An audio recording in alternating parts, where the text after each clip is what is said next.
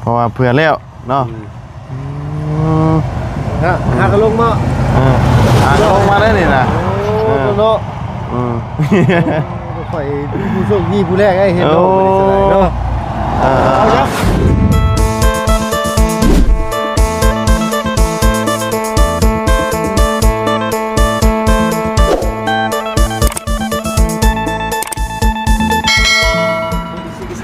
อ้าว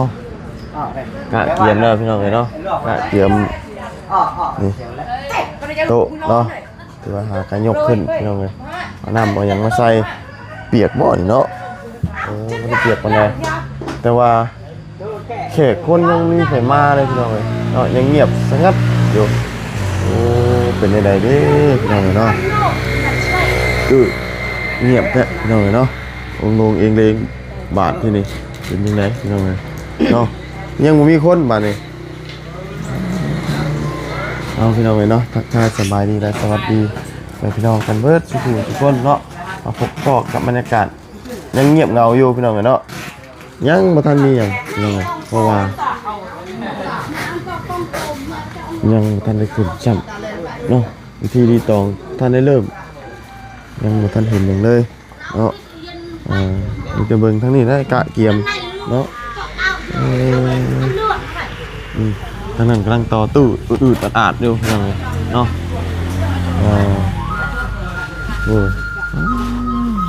เสียง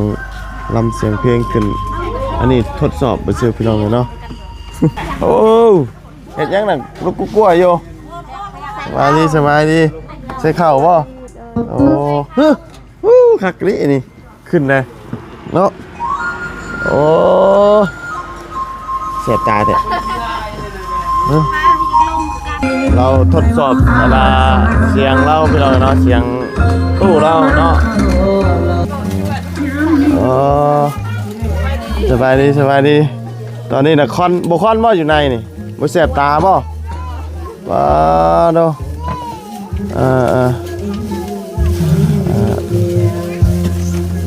ใส่กล้องหรือใส่ถุงบาดนี้ฮะเอากินนี่คือใส่ถุงเป็นได้ไดเปลี่ยนใจบ่โอ้ยเนาะโอ้ได้บาดนี่พี่น้องแสบตาจำอยู่เทิงกันเนาะโอ้ยังบ่ทันมีไผมาเนาะเนาะยังบ่ทันมีหยังพี่น้องเนาะถือว่ายังเงียบเงาเนาะโต๊ะตั้งหากะกลางเนาะทางนั้นหากันบรรเลงเสียงเพลงรอถ่าเราเนาะเอาเสียบตาซ้ำพี่น้องเลยไปเบิ่งดูเริ่มมาแล้วนี่เนาะเบิ่งหมูกาใกล้แล้วบัดนี้หมูมาไหวก่อนบ่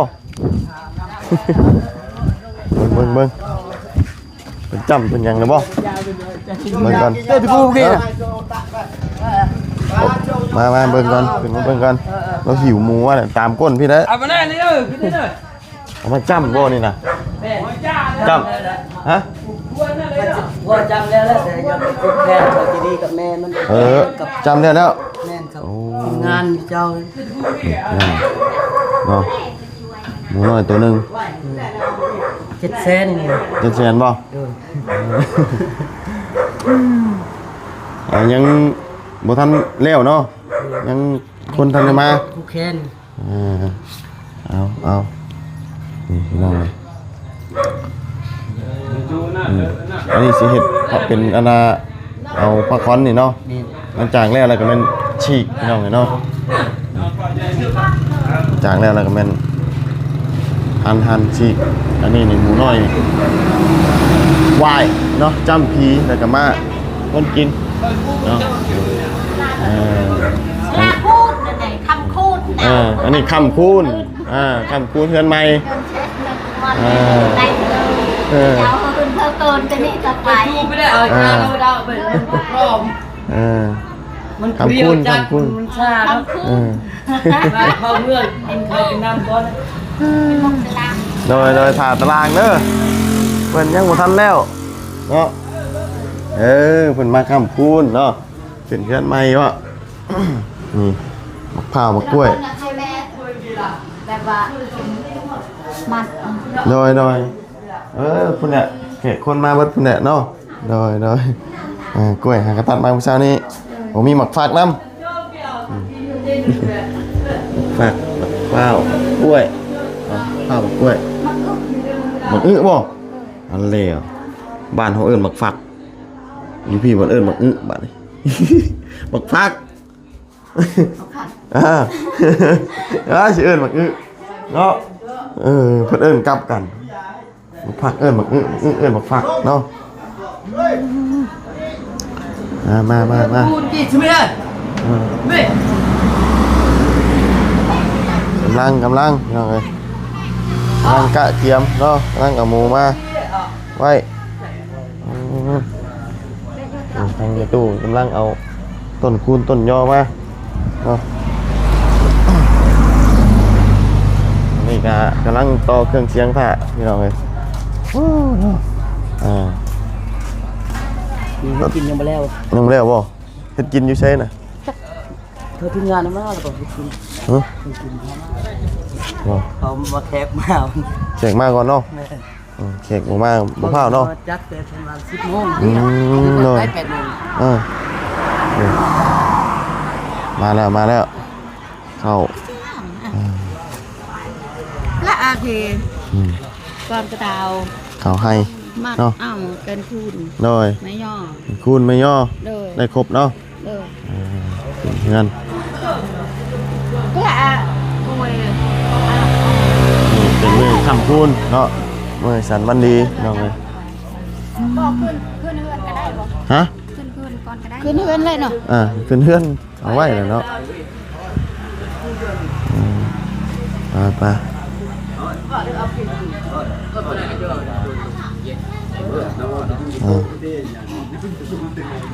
บ่ฮู้ว่าเป็นจัดแบบใดเนาะวิธีแต่ละบ้านเฮาก็บ่ฮู้พี่น้องเอ้ยแต่ละคนเฒ่าเนาะน้ำก้อนยังนั่นอยู่เนาะยังอยู่ในถุงอยู่ไปลำปีหากะมาฮะ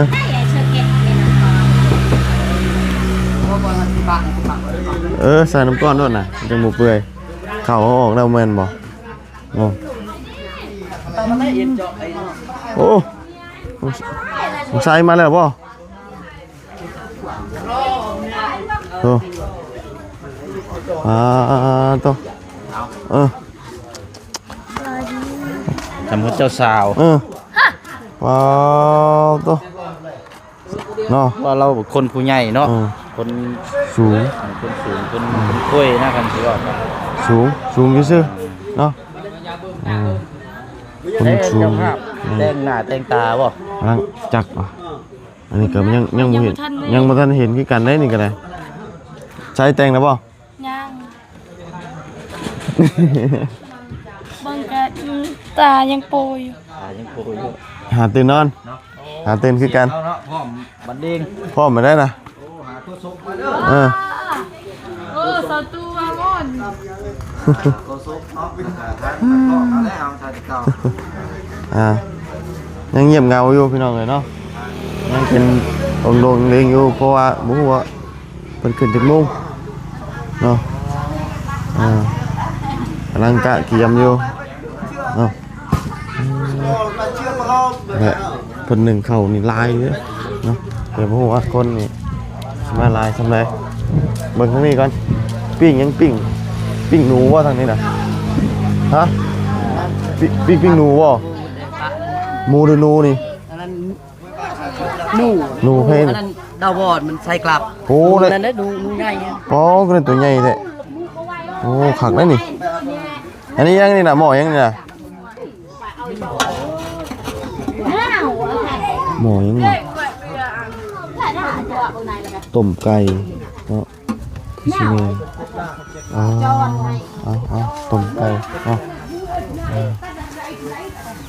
นี่มาเรียกว่าทางนี้บ่ควันบ่ให้อูดอยู่นี่จะบ่อยู่ได้เนาะควันหาควันก็ได้แต่ว่ามันเป็นเวียกงานเด้ ขึ้นไปเฮ็ดอยู่เทิงมันก็เสียบตาได้ไฟอูดอยู่เนาะสำหรับเฮานี่อยู่บ่ได้แล้วนี่เนาะเริ่มแล้วนี่พี่น้องเอ้ยเนาะยังบ่ทันได้คึกคักปานใดเนาะอีกจักหน่อย จักหน่อยเนาะกำลังเตรียมอยู่ฟ้าฝนสิมาเลยเด้นี่เนาะฟ้าฝนมานี่ไฟดับนี่เรียบร้อยพี่น้องเอ้ยเนาะไปต่อบ่ได้กับไฟดับนี่เนาะต่อสายพื้นสายไฟมานี่โอ้เสาเราก็ใส่ต้นกล้วยเลยพี่น้องเอ้ยเนาะนี่ดิ แล้วจำนิดแล้วปั๊บ ใส่เบิ่งนี่ก่อนเพิ่นมัดต้นคูณต้นไทรบ่ เอามาอันสิ ฮะยังไงน่ะ จักพอบุญในรถ บอกแล้วว่าแล้วจำตัวนี้ละแบบทิมนะตัวนี้เนี่ยบ่ทิมเนาะแล้วว่านี่ว่าอย่างนี้ อันนี้แม่นอันนี้น่ะบ่เป็นหยัง แม่นนี่จำแบบจำที่คลองซื้อ แต่ว่ายังฮู้แค่ว่าสิ อะไรไหนจะ มั มา ดคือบ่บ่หรือว่าสิ อะไรนั่นเนี่ยจำได้แน่เนาะกล้ามพวกกล้ามเป็นอะไรจำได้เบิ่งมันไม่ได้แหละบอกแล้วว่า จ้าแล้วแล้วจำนะทำประตูได้จำเลยปักกลางฟ้าแม่นปักนี่ก็จำ ท่านได้จำบ่เดี๋ยวนี้น่ะ แม่นตัวนี้ก็ลงบ่ลงก็ได้ บ่นี่เอาไว้นี่ซอยกัน นี่ก็ว่านี่แหละ แต่เมื่อกี้ ท่านได้จำเนาะเอาหมูมานี่คือแม่นท่านได้จำ ไว้นี่แหละนี่น่ะไปยังต่อยอดกาวนี่ยัดใส่นี่นี่ อืม ยัดใส่นี่ใส่ นี่แหละแต่งานล่ะ กำลังจำพี่จำ จำผิดก่อน อันนี้คือท่านได้จำเนาะ แม่น มันจำอยู่พี่บ่ จำอยู่นี่ แต่ แหละ ว่า แต่อยู่เรื่องไงเนี่ยจำแล้วทีนี้เดี๋ยวผู้แทนเลยให้ทีมงานเดี๋ยวผู้แทนทีมงานเนี่ย โดยจำนี่พี่มาโยนไม้อันสองอันแล้วพี่น้องเอ้ย เสียงอยู่บ่เสียงเกิดคิดว่าเจ้าตี เอามีหมักแอปเปิ้ลเนาะมาใส่ไปขึ้นไปกะเกี่ยมมันแล้วเนาะใช้มาเบิ่งสาวๆทั้งนี้ก่อน มีฮอ ใช้แต่งหน้าแต่งตาบ่ทั้งนี้สาวสีดอกแค่เราอยู่นี่บ่เบิ่งฮึบ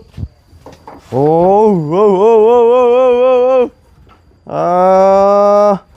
กำลังแต่งหน้าเนาะโอ้เรากำลังเจิมจวยทั้งนี้ได้เจิมได้นะโอ้เจิมได้เรียบร้อยทั้งนี้เนาะทั้งนี้กำลังเจิมเอาหมดแม่สวัสดี มาใช่เขาฉีดมาเปลี่ยนอยู่พี่ป่ะ กริ้งอุ้ยมันก็เป็ด นี่เอาฉีดมาเปลี่ยนเนาะ จักสิเป็นสินหรือจักสินุ่งกระโปรง เอาตามสบายเนาะเอาตามถนัดเนาะเพราะว่าคนใส่น่ะมันถนัดไผถนัดมันเขามักแบบไหนก็ใส่แบบนั้น ยอมรวม คำบ่มักใช่ก็คือนั่นคืออันย่างตามทางอยู่นนนั่นนี่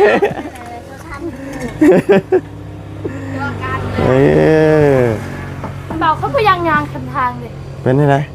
เมื่อยอยู่ ไม่ หัวใจอีกเลยเนาะย่างขึ้นมือกันโอ้เอาเฮ้ย ต้องเสร็จมาขายที่ดังไหม เจ้าก็เปลี่ยนชิ้นบ่ ดังใช่ไหมฉันไม่ก็ตัดถูกไหมเดี๋ยวเขาสิลองสิ ลองมา ก็ทำอ้อมไม่ใช่โอ้มาแซ่บกูยกหัง โอ้มาเบิ่ง แต่งหน้าพี่น้องแต่งหน้าเบิ่งหาเวียนเจ้าน่ะโอ้กระจกรถพี่น้องเลยอันนี้คือเวียนเราเนาะเวียน แฟนที่เขายืนว่างามตลอดนี่เลย กระโปรงมันนั่งที่เอา ฮะ ใส่กระโปรงงาม ชิ้นก็งามแล้วแต่งามคนละแบบเนาะใจมันงามคือกระโปรงกับบ่ได้เขาใส่คนละอย่าง คอย เลย กีฬาคอยสิเป็นเลือกออก ให้ลึบยังน่ะขีดขนตางอนป่ะ ว้าวคอยกีฬาคอยสิบแตก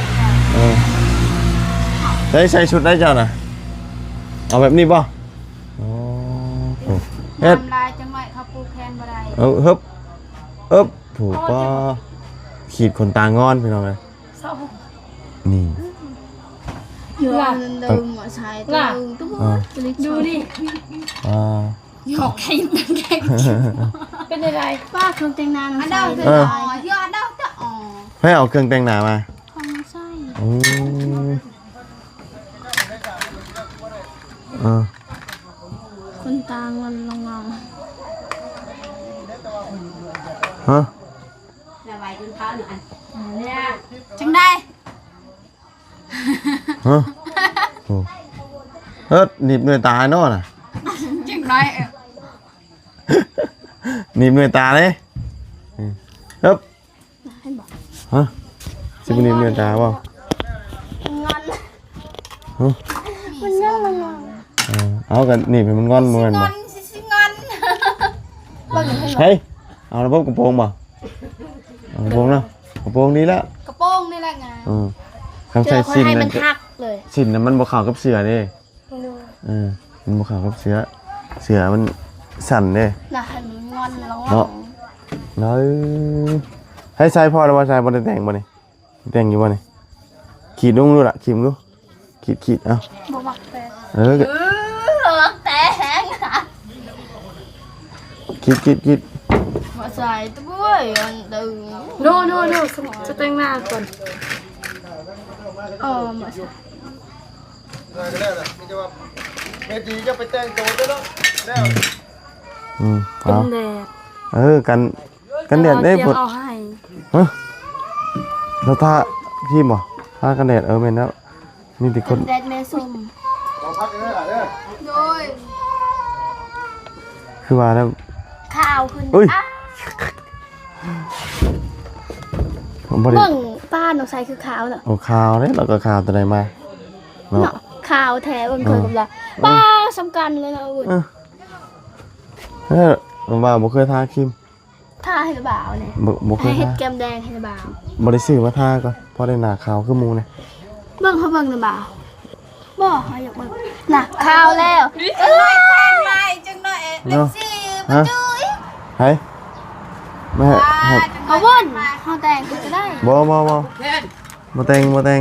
ใช่ลาเขาที่ก็ใส่ อ๋อ อ้าวปลูกไว้ เบียร์ ก็ปลูกไว้น่ะ งานอีกดงเจ้าเบียร์ เด้อล่ะบ่ เขาอะไรผูกแค่นี้ อ๋อ ปลูกแค่ ด้วยล่ะ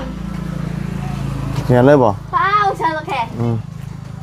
ด้วยเจ๊กันตัวผม เอาเขาคิดว่าแตกหมดแล้วเว้ย เวียนบ่น่ะ แตกแล้ว โอ้ ด้วยเจ๊นั่น เรื่อง ล่ะ หลาย เนียงหลายเวียนจนแตกเนาะ จนแตกหมดเลย โอ้กระจกวิเศษนี่ล่ะ พวกนี้ สิ มันทีวีมันเกิ โอ้ น ใครเอ่ยเดี๋ยว ใครที่สวยเนี่ย กระจกแตกวะ จนแตก ตัวนี้นี่มันไม่แตกนี่รุ่นเวียนรถวะ เยอะ เ กระจกพิเศษใครงามเลิศ เออ กับพี่ ว่าดูเดี๋ยวมันจะแตกให้ดูแต่งให้เบิดนี่แต่งให้เบิดท้าเบิดนี่มันหายมันครึ่ง คอน่ะ ต้องท้าให้เบิด คอด เออ ำหน้าขาวก็ได้ ข้อน้ำหน้าขาวบ่ได้เลยมันต้อง ถ้าคอยท่าคอมันดำเลย อืม ถ้าคอยท่าคอมันด บ่ดำบ่เอาซ้ำกันนั่นแหละ ำทำจมูกโด่งใช่ไหมนี่ที่โด่ง ไปเนาะเพิ่นกำลังเริ่มมาจะไปพุ่นก่อนบานนี่เนาะมาเบิ่งเพิ่นแต่งหน้า แล้ว โอ้อันเจ้าของเฮือนนี่คือยังสิหึงอยู่ดอกเนาะ ถึงห้องเพื่อนยังปุ๊บ กำลังแต่งหน้าบ่จัดเต็มเด้อมื้อนี้เนาะ เราให้หน้าขาว เออ ซัมซุกซีเลย ตัวเนาะธรรมดาพี่น้องเนาะ เวลายำเด็กยำ ผู้หญิงนี่ งานเฮากระแตงนะ สิเป็น บ่เวียกบ่งานเฮากระแตงอย่าตะบนแบบ ประเภทที่ว่าแต่งหน้านะ เราเป็นแตงอะ แต่งหน้าหลายที่สุดผู้หญิงนี่เนาะ มันบ่เกี่ยวแตง อืม แล้วมันเกี่ยวคน ผู้ชายนี่สบายพี่น้องเอ้ย อ้อยนี่แล้ว เนาะสำหรับบางคนนะผู้ชายกันเนาะบางคนก็แต่งคือกันเนาะใช่มาพี่ก่อนผมมาจำฮีดบ่ผมจำฮีดก่อนพี่น้องเนาะปึ๊บเอามือมาจำก่อน ต้องมันเต็มว่านี่บุญเลยเนาะ พักผ่อนแม่แต่เมื่อวานนี้คุณแล้ว พูดเลยบอกว่าอยู่เข้าใจเด็กบอกว่าได้ ยังไม่ได้จำบ่สิจำบ่เดี๋ยวนี้นะ จำก้อนราคาจำผักพ่อนราคา โดย จำเลือด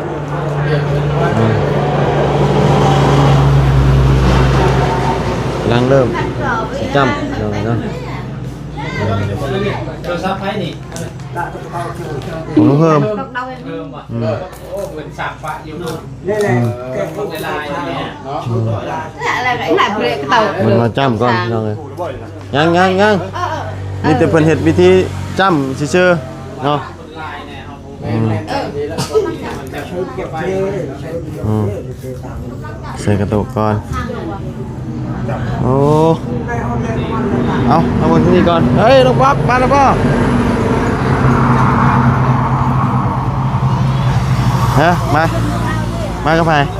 มันก็นวด มากับลุงนวดไปหับป่ะมาเนาะป๊อปเปิ้ลยังมาเลี้ยวอยู่ยังมาเลี้ยวป่ะ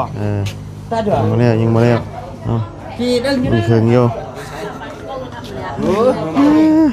เอาเนาะกะยังมาทันแล้วลุงป๊อปเนาะยังอีกโดนอยู่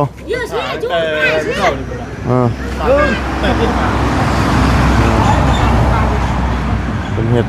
แต่คนไม่ได้ลายหรอกเป็นอะไรเรียบง่ายๆเนาะ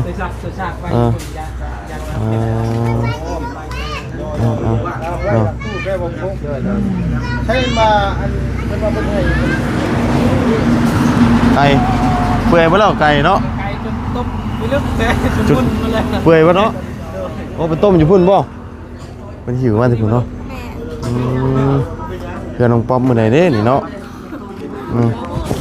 หูวันหูยามเท่านี้กันเนาะ มีงบเถื่อนเนาะ มื้อใดเด้สิได้หิวไก่เนาะได้หิวไก่มาขึ้นเทือนขึ้นชานไปนี่เนาะยังบ่ทันมีอยู่เราก็ได้ มีผลิตพิเศษในรอบนี้เนาะ เอาจ้ะเอาเดี๋ยวจังไดมาเบิ่งกันใหม่พี่น้องเอ้ยเนาะรู้สึกว่ายังลงๆเลงอยู่สบายดีว่าหน้าไม่เฮือนเพิ่นมาแล้วเนาะ มาแล้วมาเยี่ยมใหม่เฮ็ดเอก พิษเพื่อน ไม่ เลี้ยง อะไร ไม่ลงเลี้ยง แม่นบ่ แม่น ไปไม่เพิ่นได้เบิ่งอยู่ ไปก็ยังตกใจจะไปซ้ำกันตอนไหนบ้างคือไหวแท้ เท่มาล่อให้ เพิ่งนี่แหละ มาล่อให้อันยังให้อยากแล้วก็จากไปเพิ่นว่าสิ ดีใจแล้วเนาะ อันนี้ก็มาล่อให้เราดีใจเชื่อ อันไหนใหม่ว่านี่บ่ ขึ้นมาใหม่เจ้าได้ที่แรก โอ้ไปเบิ่งอันนั้นอันเพิ่นดึกอันว่าอันไม่เป็นอันเปี้ยก่อนเนาะฮึบเราเลยพี่ เบิ่งก่อนนี่เบิ่งเราดึกไม่กันแบบผีหับบ่หับก่อนเนาะใช่เฮ้ยโอ้ยเรียบร้อยวันนี้เนาะครับแล้วบ่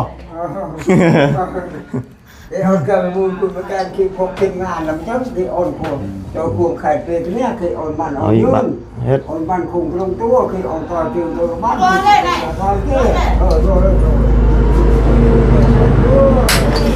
เรียบร้อยเนาะโอ้หับเอานี่คือเป็นหับพี่น้องเนาะ รวมรายตัวพวกข้างที่เนี่ยคืออ่อนการมูลคุณได้คือว่าออกมาเรียกมาที่อ่อนละเรียกบ้าจอโอ้ยที่อ่อนชอบมองตัวว่า 3 เทื่อวะ3 เทื่อได้4 เทื่อเรียบร้อยนี่3 เทื่อพอป่ะ จ้าที่ยืนดูเท่จ้าที่สิดูดีดูเราเป็นการดูจ้าที่ยืนดูแล้วป่ะเลยสบายดีเด้อ เรียบร้อยเนาะ ให้มันให้ยืน ให้ปักนะจ๊ะ ผูกปักหักชา อยู่ดีมีแห้งเนาะ ต่อไปล่ะให้มีเงินมีทองอีกอยู่ในเงินนี่บ่ให้เป็นเหตุผลต้นตอยังให้นอนหลับกินแช่เอาไปนั่นได้ ครับแล้ววันนี้เนาะครับเนาะมาอยู่เรือนชาติเนาะ จ้าเพราะว่าขึ้นเฮือนใหม่ไตเฮือนงามอันนี้อยู่ดีแน่ บอกเนาะ โดย จำแล้วเราว่าอยู่บน จำแล้ว จำพูดแล้วพี่เนาะ ขึ้นมาจีดีนะจีดียังขึ้นมา ยังเนาะ ไก่เปื่อยเนาะ vậy anh đi chui bia chứ เดียวมาอัพเราต้อง ไก่เนาะเปื่อยเนาะไก่เนาะเปื่อยคักดี ชอบเป็นสกิลแล้วบอกคุณ ทำดิบ่เวลาชั่วบ่ต้องฉีกเด้ มาดีโอ้งามเหมือนที่เดียวเนาะเป็นชิ้นเป็นย่างเลยนี่เนาะเป็นโตจ้ะ แบบพูดลงไปมันนั่นโน่นนะไก่พันธุ์เนาะน่ะ ยินดีทางเครื่องแล้วเป็นข้อมูลมาเนี่ยพ่อทำให้ได้ตลอดแล้ว ไก่เพิ่นต้มเปื่อยแน่เนาะเปื่อยโพดเนาะ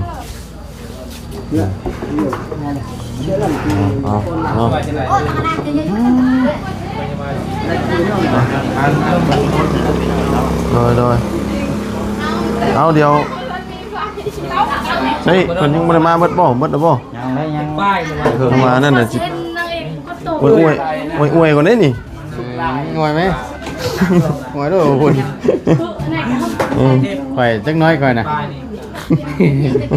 พอดีนะพอดีพี่น้องเลย เอาปาสันเดี๋ยวมาต่อกันอีพีหน้าพี่น้องเอ้ยรู้สึกว่ามันยาวยืดอันนี้เนาะเพิ่นยังบ่ทันได้ขอวิธีที่ตองอยู่ป้าตัวนี่ว่าอยู่คนแต่งหน้าแต่งตามาบ่ได้เฮ็ดหยังอยากเด่นใน TikTok นั่นแหละว่าอยู่เนาะอาศัยงาม TikTok เด้ฟิลเตอร์มาเต็มเอาดิเนาะเอาไปนี่ให้เจ้าบ่ได้เปลี่ยนน้ำมูกบ่เปลี่ยนน้ำมูกบ่ เป็นจังใดก็คือเก่าหันแล้ว ว่าเขาทำมือได้จะคืนเงินใหม่ เนาะ สาดหน้า เอาก็เฮ็ดนี่นั่นได้ขึ้นเนาะ แป้งคืนได้เราก็ต้องได้ขึ้นไหม สาดหน้า เนาะไปจันเดี๋ยวจักหน่อยเนาะมีแต่ว่าถ้าก่อนสวัสดีเนาะเพราะว่าเพิ่นยังบ่ทันได้นั่นเด้อเนาะแต่ว่าเดี๋ยวต่อกันอีกคือจังเลยเนาะไข่เนาะยังกะเกียมมาแล้วว่าง่ายพี่น้องเอ้ยหาเกิดบ่เห็นบัดนี้เนาะเอาซะพี่น้องเอ้ยจังได๋ก็ไปเบิ่งทั้งนั่นก่อนพี่น้องเอ้ยกำลังกะเกียมไปซะทำลาเลยเด้อพบเจอกันใหม่ขอบคุณเด้อพี่น้อง FC ที่เข้ามาติดตามรับชมเนาะโอ้มาเบิ่งนี่ก่อนหากามาพี่น้องเอ้ยเนาะเพิ่นเพราะว่าเผื่อแล้วเนาะหากระลงมา หากระลงมาได้นี่นะโน่ไปผู้โชคดีผู้แรกไอ้เห็นโน่เนาะเอาอย่างไรได้บ่บุญลงเอาไปกินเนาะ โอ้ว่าเขตคนมาเบิดแล้วหรือว่าเขากับโม่นี่นะเนาะมาเบิดแต่บ่คิดว่าจะตื่นจากโมง 5 โมง 6 4 โมง แม่นบ่ แม่น ตื่นช่วยจักป้าข้ามไปพูดแล้วเนาะเพราะว่าเพิ่นกำลังจำผิดข้องหน่อยเนาะไป